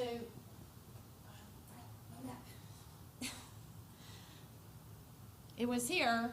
Our groundwater flow is going this way towards the river. I'm going to try to go back. Do you think it'll let me? Let me go down to that thing. There, I got it. Technology is winning. So again, the river's here, and we found groundwater's flowing this way. Well, this is a good thing for our consideration because the houses are this way. And so to demonstrate, for them to demonstrate what the groundwater data they have, that the water is flowing this way, if we have VOCs, and you can see, they started here, some VOCs, we got permission to go put some wells here, and not we, but, you know, the consultants doing the work, working their way out to try to get to the end of it. How far does it go this way, but we also look at how far does it go this way, and how close is it this way, because this is our vapor concern, but this is, you know, contaminant migration concern, and could even get under and discharge into the river. So all of those things, we're looking at what types of things are a concern and how it might move through the site and how it might impact the site moving forward. Oh, now I'm going backwards. I'll tell you, I'm not showing my digital prowess today, am I? So currently, as proposed, they have remedial actions planned as protective measures, like I said. We intend to put a groundwater use restriction on all 4 tracts of the VRP site. So even if a commercial or industrial facility were to build there, they wouldn't be able to use the groundwater for processed water. And in that way, it eliminates the possibility for contact. They would be able to tie into the public water system. The properties in the vicinity are connected to public water and sewer, and that was also key when the health department came out and said, you're not drinking the water, you're not using it in your garden, your potential to come in contact with this is negligible to low. And the nature of the compounds are such that, you know, the risk is low. Or it will degrade quickly over time, or degrade to such a degree, or migrate before, you know, beyond, or it's not flowing towards you. All of those things were taken into consideration. The lead impacted soil, there's some pretty high concentrations. It is not atypical. We see industrial sites like this with lead at these concentrations a fair amount. So the mechanism to address that is to remove those isolated areas. They're going to take that soil out, they're going to pay to have it disposed of at an authorized facility, and then replace it with clean fill from a known source. So that soil will then be, you know, as clean as can be for future use. We will also, because there are other areas where the concentrations are a little lower, and again, we might have almost 100 soil samples, but we can't get every single spot. So we will have some sort of control, a soil management control, restrictions on how deep they can go, but tend to make it, or try to make it, in a way that is not so restrictive that if you have to do a water line fix, that it holds up, you know, an emergency situation. So there will be some caveats in there that says there's sometimes, and people will just need to be aware from a health and safety standpoint. But for the most part, we would say don't just go digging around willy-nilly. At this point, it's considered that there might be a residential use restriction at the site. That doesn't mean that is never residential. So if you wanted to put a multifamily structure on there, it would just be a dialogue with DEQ a little bit deeper to say, well, where are you going to put that building? Where are you going to put the parking? Why don't we shift it here so the parking covers this groundwater area where there might be vapor, or you install a vapor mitigation system just to be protective. there are mechanisms to still consider other possible redevelopment uses. But, so that's one of the things that we're still kind of going back and forth, is how do we word that? How do we categorize that to make it fit the site, and be protective, but still allow for consideration of future use? So for us, the next step, we're confirming some groundwater controls. We're talking about site use restrictions. We then will issue a formal letter that says we accept your remedial actions, and they will then implement it. Primarily, when I say implement, that means by the fall, they want to be moving that lead-impacted soil out and off the site. They are really trying to move, and it's already August, so it's going to be fall before we know it. So I think these guys are really motivated. Go back to those slides. We're in 2020, 2021, now 2022. There's a lot of activity. It's finally moving forward. And then we'll issue that certification. You guys then, this is your chance, not with me here necessarily, it can be or not, to consider your acquisition plans, identify some redevelopment options, and think about whether your desire for this site or site uses, or if there are other options that you guys want to consider, or other development interest. That's a little bit beyond me. But from the VRP standpoint, we feel that the site has been well characterized. They have taken into consideration the full site history, and there's been a lot of work done. There have been some, bumps in the road where we've gone back and forth a few times and changed a few things, but where we are now, I think, is pretty comprehensive. That does not mean, when we walk out of the VRP, that doesn't mean DQ can't still be involved and shouldn't still be involved in dialogue moving forward. And it doesn't mean you guys can't do any more work. So if you were to purchase the property, you would still want to do your own due diligence effort for liability protection. That's generally that phase 1 environmental site assessment. You've probably heard that term before, but if not, that's just what was it, where has it been, and what's been done on the site, and what are some of the risks that still exist? What do we see as recognized environmental conditions? And a phase 2 environmental site assessment would be actual sampling. So say you guys look at the site and you say, well, we really want to put a building here, and it's not fully covered. We feel like that might be a data gap for what we want to do. We just want to make sure. That's an opportunity to do some additional sampling. And you want to start looking at those site plan things. Where can you put things? Where are the roads going to be? Where are your utilities? Do you need to do any utility upgrades? Things like that. We do have some grant opportunities. I know you guys are working through some other grants. Maybe that's not always everyone's favorite thing because it's paperwork and it takes time. But a site that's been sitting vacant, still going to sit vacant for a little bit longer, maybe this is an opportunity for that. That could pay for that due diligence effort. And it's just an option. I'm not trying to sway you one way or another. I'm just letting you know we are not walking away from this site and you guys, even though the VRP might be closed out. The work that's been done in 2020, 2021, 2022, and the money that's used to excavate that soil can be used as a match, even though it was done by this private owner and consultant.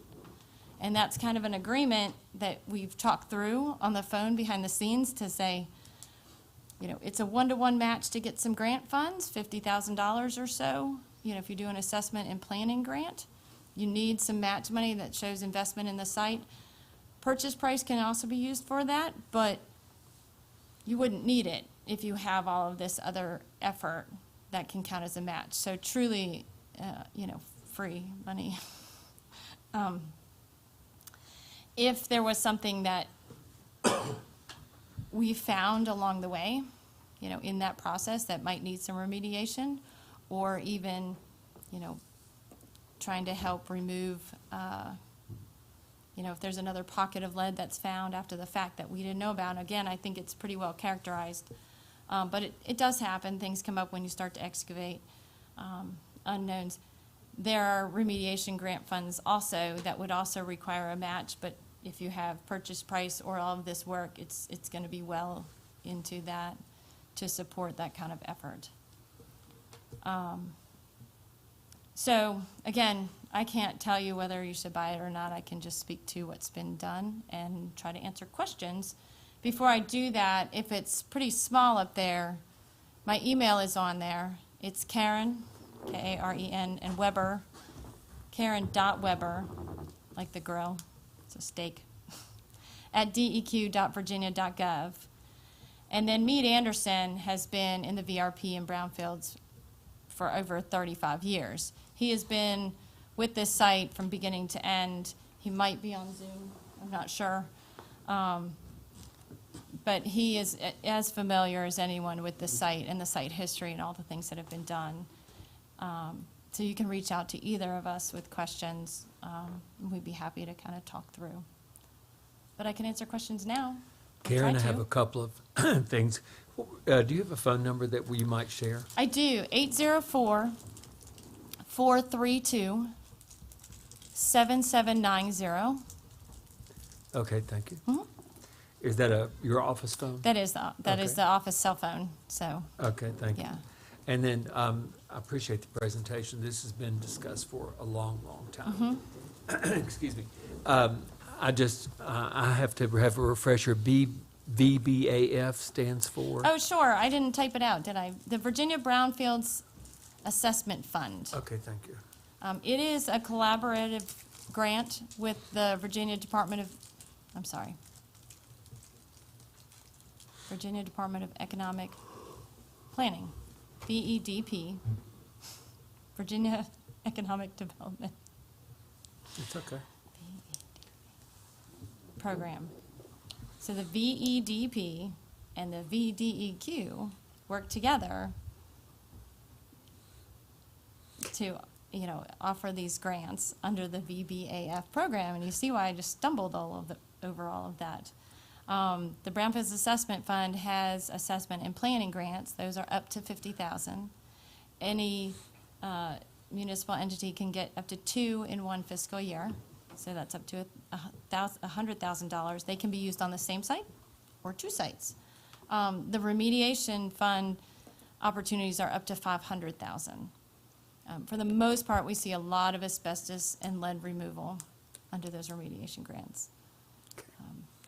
Thank you. And yes, those are tongue twisters. And when I was first on council, I found them to be very exclusionary, not inclusionary. Nobody knows what those things are, Right. So I appreciate your help. Sure. Members of council, do you have questions for Karen about the work that's been done here or that needs to be done? I think there's some, we're still waiting for a final report, right? From the train company? So, yes, we have their remedial action plan we have their remedial action plan. They will develop what's called a demonstration of completion, which will memorialize all of the things. And we like that one because it is one document at the end that has all the information that's needed. Where did we start? Where did we go? And how do we get to where we are? And what's next? And that is what we will use as the basis to issue the certificate. And the certificate will then be recorded with the deed and any site restrictions that may also need to be recorded, so that if the property transfers hands again and again, it conveys what the land is never forgotten, in theory. Okay. No, in practice. Questions, council, any thoughts or questions you would like to ask Karen or share your thoughts? I have some questions. Laura? Sure. I guess my first question would be for Mr. Daniel, because I'm new on the council, so I am lost. Are we buying this? Is it being donated? What are the plans from the town for it? So we didn't get that far into negotiations, but as I understand it, it would be essentially a donation. You haven't come in, asking for money. I think they're trying to get it off their books, is the understanding that I have. And do you have plans for this site? There's been a couple of different ideas that have been tossed up, but we haven't really, settled on anything. So it's kind of do we want to take it on with the environmental, the potential environmental concerns?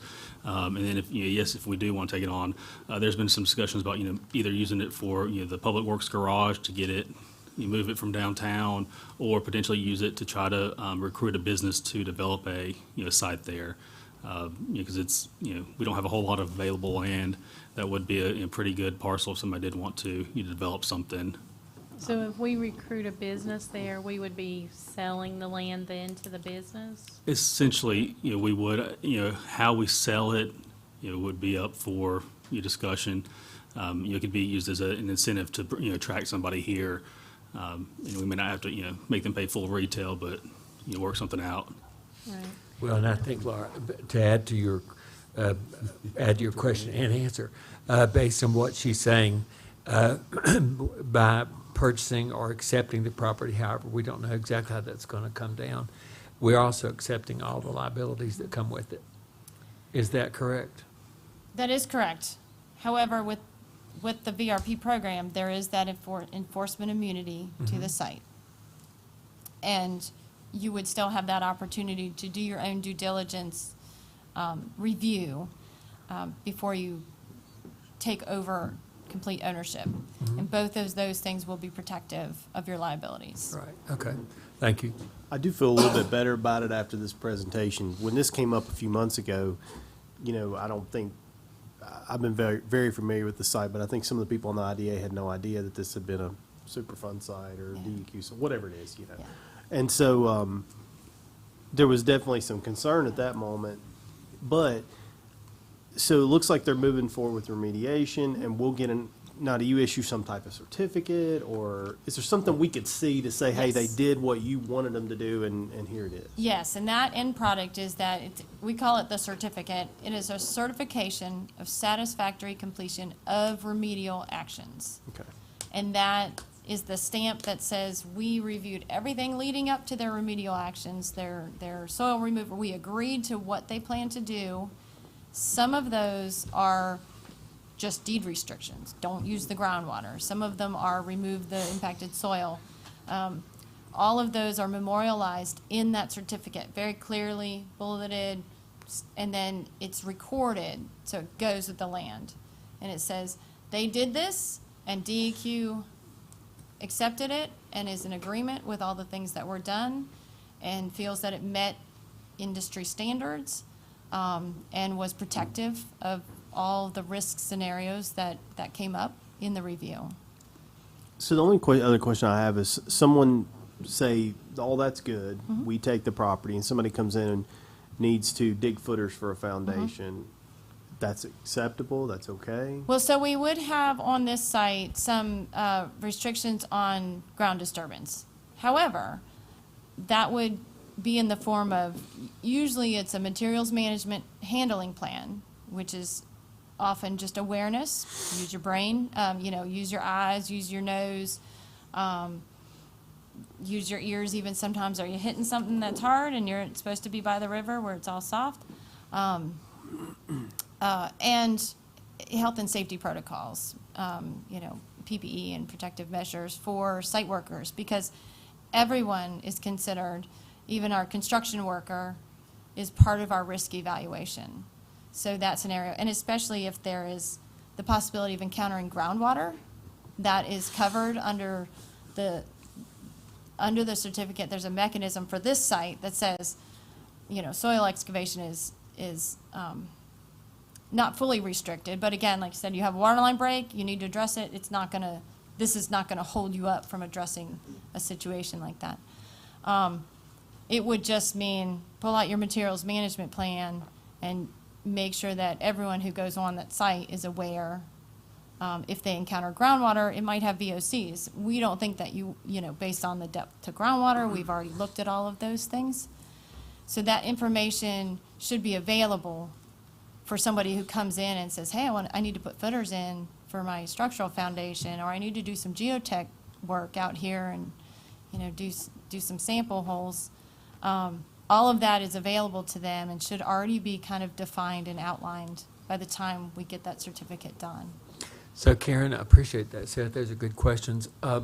any use of the land, any future use of it, for whatever reason it could be used for, the town, along with a potential developer and DEQ, would have a shared responsibility for safety?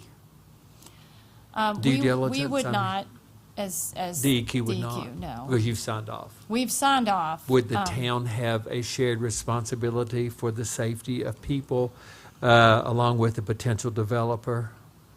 Based on, I'm just trying to understand it. I think that would be part of construction documents and contracts to say, we've provided you the information and the risks, and here are,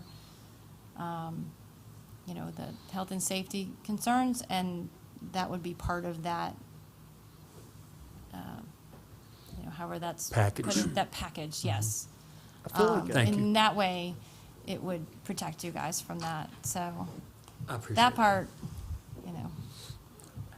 I feel like a better option for us, if we are going to, if the goal for this is to make it, a site where someone could potentially locate a business, maybe we just help the owner facilitate that by seeking out said business. But in that scenario, the town would never have to take ownership. We found someone who wanted to come in, they're willing to do this. That makes that a lot more seamless for us. Now, if we're going to use the site or a portion of the site for something for the town's needs, then that's different. I could see us taking ownership at that point. But, I feel like we can help them move their site, but if we're not using it for our benefit, I don't understand where the benefit would be for us to take over, to take ownership. Does that make sense? I think the only thing would be to make it more attractive. If they are willing to donate it to us because we're a municipality, versus if there's an industry, they may, you want Sell to it. charge, it may, and I don't know. And where maybe they we are on buy that. an option for $1 for a year while we seek out, what are we going to do? And maybe we sign an option agreement with them for a year. It's definitely an option. I just don't know that we want, I think that we have to weigh the cost-benefit analysis of, if we put this in the town's name, is it worth it? What are we getting out of it in the end? And it may be. I don't know the answer to that. That's why I ask about liability, Seth. Yeah. Are we I just- buying a liability or even taking one? But I don't know, and I think we'll probably have to wait until the final analysis, which we're actually waiting for. Is that correct? yeah, so there's still some time. Yeah. So there's still a process. We're probably, 6 months-ish Okay. out, maybe a year before we're fully complete. We expect this to be done before the next VRP fee is triggered next November. We'll never make this November, but everyone's goal is to beat next November, because they'll get a bill. So that's very motivating. Can we get a copy of like the risk analysis? Yes, and what I would recommend is, once we have that demonstration of completion document, that all-encompassing document, that would probably be the best piece for you Okay. guys. All of the things that are sent into the VRP are part of the public record. Everything can be FOIA'd. But we are already, working collaboratively and sharing, this information along the way too. So, if you wanted something ahead of that, it might be a little premature, and some things might change in the end. So I would wait for that. We're getting close to it, and then we can make a commitment to share that and have a further discussion.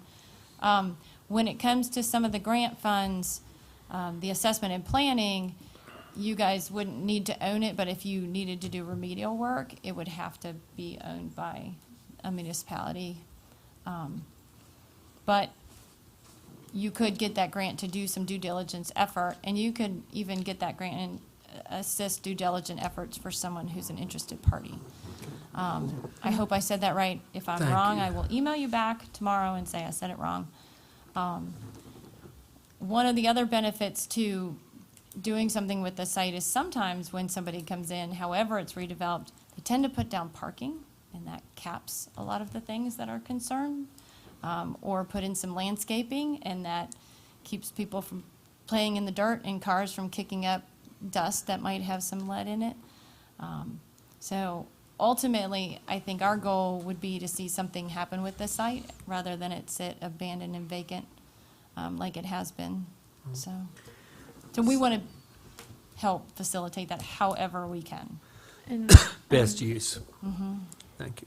and Laura, on go the, ahead. on the presentation, you had a deed restriction for elderly and children. Can you explain what that means? Well- What limitations that's going to put on that? Yeah, a lot of times when you see residential restriction, people assume it's just single-family homes or multifamily homes. But those will include things like an elderly care facility or a child care facility, especially the child care facilities because they'll have a playground, and the kids are out there digging in the dirt and eating the dirt and, bathing in the dirt. So we do consider that part of our residential limitation, but it doesn't mean that those are never an option. It just means further consideration. What we evaluated against was residential screening levels. What we are cleaning it up to right now is commercial industrial levels, for the most part. With the excavation, then I'll clean it up to everything, and anything goes in those areas, so. Thank you very much. Thank you. Any other questions from council? Okay. Thank you very much for Okay. coming. We all have your contact information. Yep. And we look forward to hearing from you about the progress. And we hope you have a safe trip back to Blacksburg. Sure. Well, I hope that, don't hesitate to ask even simple questions or just if you need me to reiterate something or a better map. I hope you will come back. You explained it as well as I've ever heard it. Oh, good. You did. Okay. And I've heard it from multiple people, including me. Thank you. Okay. I do have another question for Mr. Daniel. Sure. I didn't want to. Oh. I didn't want to keep you any longer. Is it related to the site? Because maybe, Okay. but not necessarily Okay. the evaluation.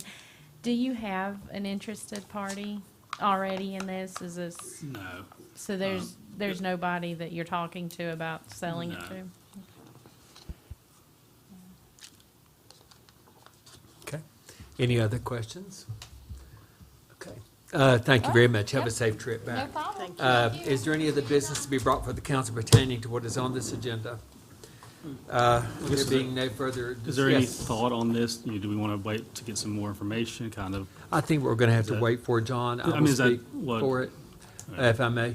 We're waiting for their final All right.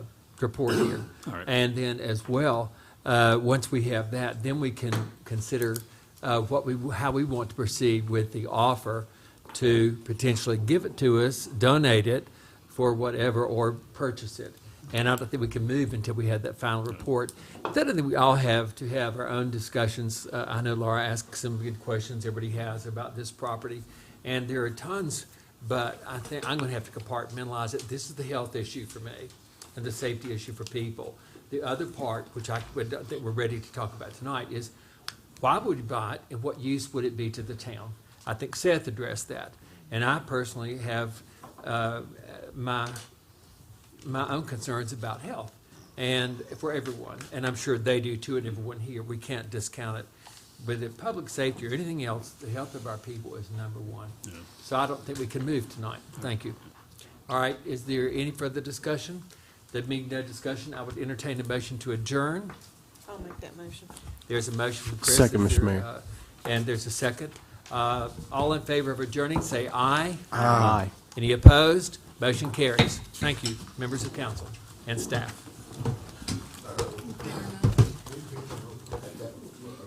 All that sugar, check your feet. I think it's the one over here sugaring it up. Trying to be able to read her notes as we go all scribble scroll. Who'd she say sent the brownies? You'll never, All those kids, I'd be stressed out too. oh my gosh, what I said.